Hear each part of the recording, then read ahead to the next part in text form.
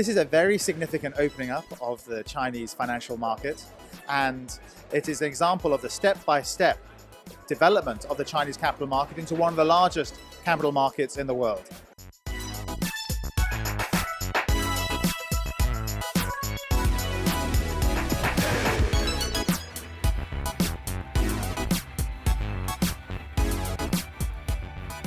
Well, the very first transaction has been launched this morning, the successful listing of Huatai depository receipts, the largest depository receipt program since 2012. And we are now looking for other issuers to join us and also for new companies from London to access the Shanghai market as well.